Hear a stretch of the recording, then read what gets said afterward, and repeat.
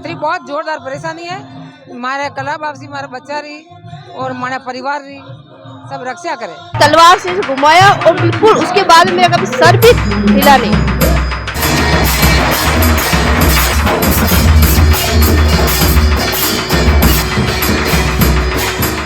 इंसान जैसे ही धरती पर जन्म लेता है वैसे ही वो कुछ मान्यताओं के साथ, कुछ बंधनों के साथ अपने आप जुड़ जाता है, जैसे कहा जाए सामाजिक, पारिवारिक।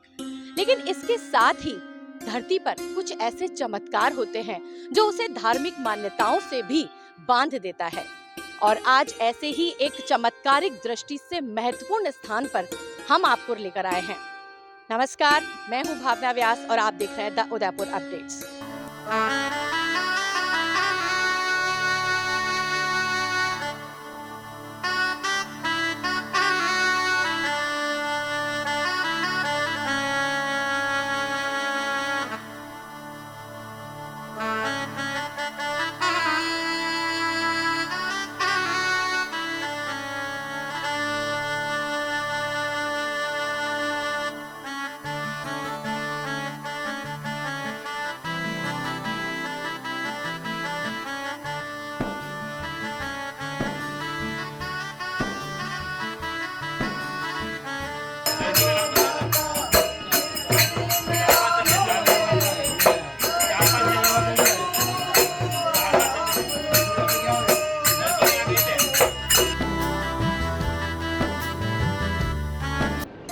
मेरे बच्चा था पेट में, 4 महीने का था जब पेट में बच्चा, तो कुछ लग गया था, मतलब कुछ बुरी शक्तियाँ लग गई थी। तो मेरे को 7 महीने का था अपने पेट में, तब भी मैं उतरती थी, मतलब कुछ आता था शरीर में।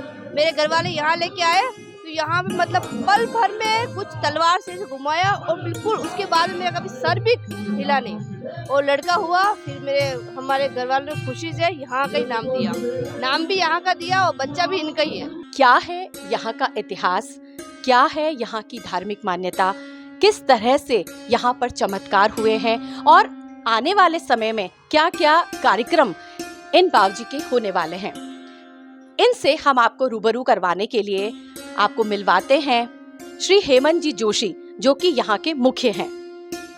सर नमस्कार। नमस्कार। सबसे पहले द उदयपुर अपडेट्स में आपका स्वागत है। Thank you. सर हम आज यहाँ पहुँचे हैं, बहुत बड़ा धाम है और इनके बारे में बहुत लोग जानते हैं, लेकिन अभी भी बहुत सारी ऐसी बातें हैं जो दर्शकों तक पहुँचनी जरूरी है। तो हम चाहते हैं कि आप इसके बारे में बताएं। सबसे पहले आप इसका इतिहास दर्शकों को बताएं। बाबूजी का इतिहास है तो बाबूजी का जो जन्म हुआ था 1601 ईस्वी में अजमेर के पास जो मेड़ता गांव है वहाँ इनका जन्म हुआ था। इनके पिताजी का नाम अचल सिंह जी था और माताजी का नाम श्वेत कमर था और इनकी बुआ जी थी जो मीरा बाई थी। वहाँ से इनका जन्म हुआ था और ये युद्ध में बहुत कौशल थे। और इनके जो ताऊ जी थे, आमतौर में उनको काका जी कहा जाता है, पर उनके ताऊ जी थे जयमल जी राठौड़, तो उनको वो चित्तौड़ लेके चले गए थे। तो चित्तौड़ की सेना में वो सम्मिलित हुए थे और अकबर ने जब चित्तौड़ पर हमला किया था तब ये शादी के लिए रनियाला गांव गए हुए थे। तो वहाँ जैसे तोरण मारा था और चित्तौड़ से परवाना आ गया था कि अकबर ने हमला कर दिया है। तो वहाँ पे जो कृष्णा माता थी, जो इनकी होने वाली अर्धांगिनी थी, उनको ये वचन दे के आए थे कि मैं वापस आऊँगा मैं। तो ये वहाँ से वापस बिना फेरे किए और चित्तौड़ में युद्ध करने चले गए थे। तो वहाँ पे इतना भीषण युद्ध हुआ था और जयमल जी की उस युद्ध में जो एक पैर था वो घायल हो गया था। तो जयमल जी युद्ध नहीं लड़ पा रहे थे तो कल्ला जी राठौड़ उनको कंधे पे लड़कर बैठा कर युद्ध को लड़े थे, तो इसलिए उनको चतुर्भुजधारी कहा जाता है। कुछ क्षण बाद अकबर ने जब ये देखा था तो उन्होंने बीरबल से पूछा कि अब इस स्थिति में क्या किया जाए कि ये दोनों हथियार त्याग दे। तो उन्होंने गाय का जो रक्त था सब तरफ छिड़कर दिया। तो इससे बाबूजी विचलित हो गए और बाबूजी ने पीछे मुड़ के देख लिया। बाबूजी का एक वरदान था कि बाबूजी के पीठ पर नागराज माँ सवार होकर चलती थी। तो माता जी ने ये कहा था कि तो अगर तू पीछे मुड़ के देखेगा तो मैं वहाँ से प्रस्थान कर दूंगी। तो बाबूजी जैसे पीछे देखा तो माता जी प्रस्थान कर गई। तो बाबूजी विचलित हो गए और फिर बाबूजी ने निराश होकर शीश क्या कर दिया, माता जी को अर्पण कर दिया। तो माता जी ने खुश होकर उनके वापिस जो छाती थी उन पर 2 नेत्र दिए। तो बाबूजी बिना शीश से 3 दिन तक युद्ध लड़े थे। और वचन की खातिर बिना शीश के वहाँ पे रंधेला गए थे। तो वहाँ पे भी कृष्णा सती माता के जो परिवार था उन्होंने कहा था ये तो बेरुपया हो सकता है, शीश तो है ही नहीं। हाँ। फिर उन्होंने माता जी को आराधना की थी और वो शीश लेके चित्तौड़ से वहाँ आई थी अच्छा रंदेला में। तो अच्छा। जितने गाँव बाबूजी के शरीर पे थे उतने ही टुकड़े कृष्णा सती माता ने अपने किए और वहाँ पे सती हुई थी। अच्छा, जो उनका शरीर पहुंचा था हाँ, उनके वहाँ पे साथ वो सती हुई सती वहाँ हुई पर। वहाँ पे। अच्छा तो वहाँ पे पूरा उनकी समाधि स्थल है जी और कर्म स्थली चित्तौड़ है, जी तो दो मुख्य स्थान है। और यहाँ का इतिहास बहुत जने पूछते हैं क्या था, तो ऐसे पैसे से मैं फिजियोथेरेपिस्ट था, औरतों में पीजी कर रखी थी अच्छा और ऐसे बिल्डर भी था, प्रॉपर्टी का काम था। तो इस कॉम्प्लेक्स को बनाने के लिए मैंने ये भूमि ली थी। अच्छा तो 6 महीने तो खुद ही चली, खुद ही बहुत ज़्यादा प्रॉब्लम आई ये आई। और फिर उसके साथ ही जब भी एक मंजिल खड़ी करते गिर जाते हैं और साक्षात बाबू जी नाग रूप अवतार में पीछे दौड़ जाते थे। अच्छा फिर ऐसे तो मैं तो मेडिकल फील्ड का था, इनको जानते ही था मैं तो फिर ऐसे इतिहास चालू हुआ। फिर किसी को लेकर आए तो कि ये बाबूजी है, ये बाबूजी, ऐसा ऐसा चला। फिर सपने में दर्शन दिए और साक्षात फिर शरीर में प्रवेश करके बोला कि मैं तो यहाँ फिर गए। इनको बिठाने के बाद फिर 1 साल में ये बिल्डिंग बनी है। 2.5 साल तक तो बिल्कुल काम नहीं होने दिया इन्होंने। बहुत सारे वाहन भी अंदर गिरे हैं, तो साक्षात सब जने जानते ही है कॉलोनी वाले। फिर इनको बिठाने के बाद जो पर्चा देखो, साल में 1 बार ये साक्षात दर्शन देने आते ही है नाग रूप में। हाँ, अभी हमने भी कुछ समय पहले सुना था और खबर भी चली थी कि यहाँ पर साक्षात जो है ये देवता उन्होंने दर्शन दिए थे।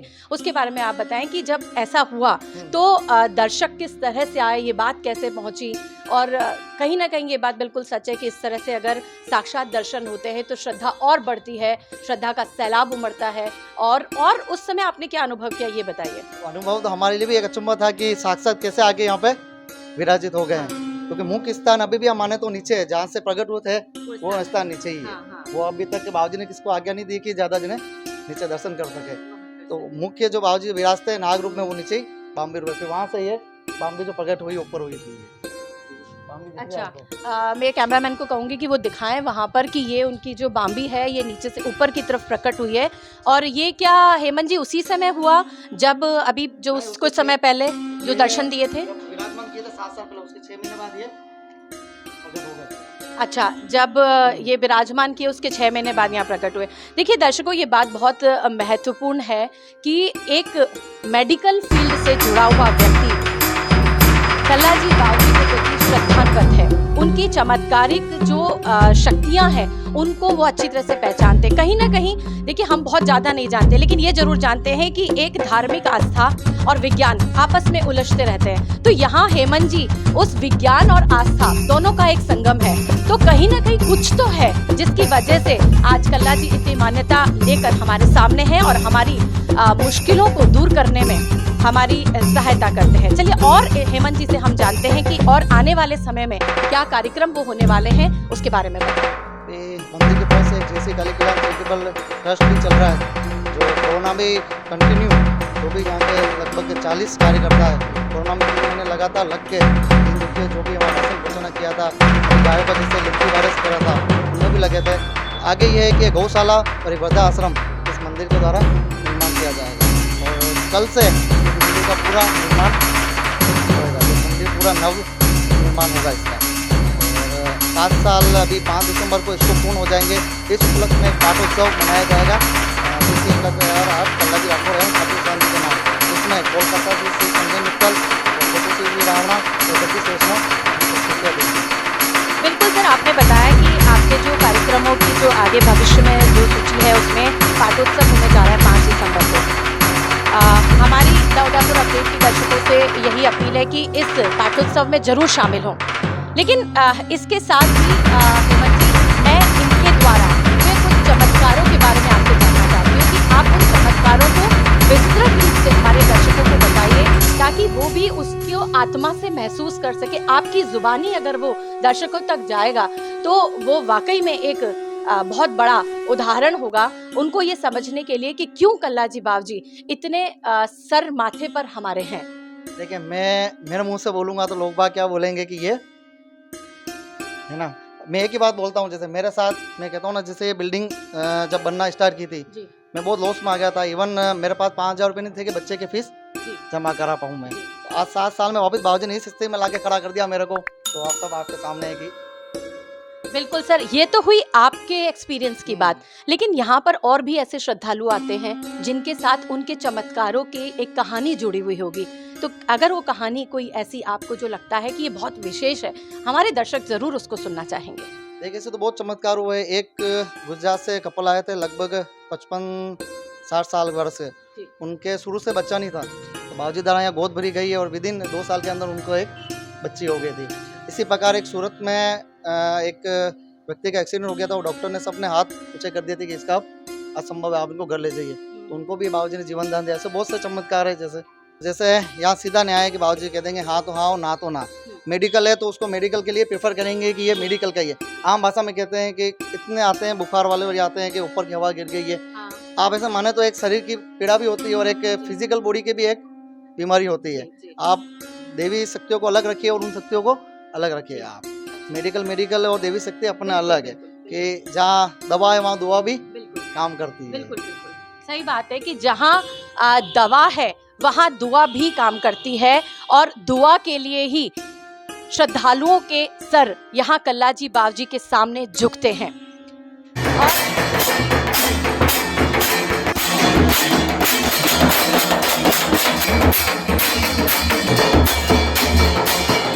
नमस्ते मैडम, क्या नाम है आपका? ललिता। ललिता जी, आप कब से यहाँ अपनी ये सेवाएं दे रहे हैं? जब से बाबूजी प्रकट हुए उसके 2-3 महीने बाद। 2-3 महीने बाद, मतलब आप बहुत पुराने इनसे जुड़े हुए हैं। तो हमें बताइए कि क्या आपने यहाँ महसूस किया जिसकी वजह से आप लगातार अपनी सेवाएं इतने सालों से दे रहे हैं?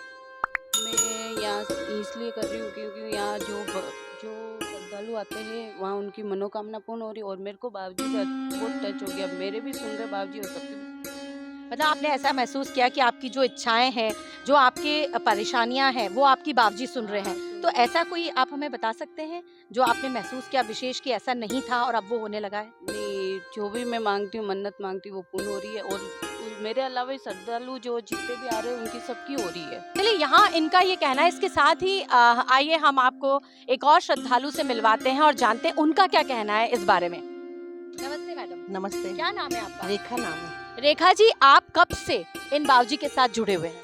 हम करीबन 2 साल से जुड़े हुए हैं। अच्छा, 2 साल से। तो आप यहाँ कैसे आए? मतलब किसके द्वारा आपने सुना? ऐसा क्या महसूस किया कि आप कल्लाजी के दर पर धोख लगने आए और आज तक जुड़े हुए हैं? यहाँ पे हमने YouTube से चैनल से देखा था, फिर मेरे बच्चे ने बताया कि वहाँ बाबूजी है। यहाँ पे आने से पहले हमारी आर्थिक स्थिति बहुत कमज़ोर थी और यहाँ पे आने के बाद में हमारी सब इच्छा पूरी हो रही और हमारे बच्चे की भी तबीयत ख़राब रहती थी तो वो भी अच्छी हो गई। और यहाँ पे आने के बाद में ऐसा महसूस होता है कि अब जीवन भर का रिश्ता जुड़ गया। हम सभी दर्शकों को ये कहते हैं कि इनकी जो चमत्कार हैं उनको आप यहाँ आकर अनुभव कीजिए और 5 दिसंबर को होने वाले पाटोत्सव कार्यक्रम में जरूर भाग लीजिए। चलिए, कुछ और महिला श्रद्धालुओं से आपको मिलवाते हैं और बताते हैं कि वे क्यों जुड़ी हैं इस धाम से। माता जी, राम राम। राम राम सा 3 बच्चा, हमारे 3 बच्चा है। कहीं भी धंधो करे 6 महीना धंधो साले पहले धंधो बंद हो जा।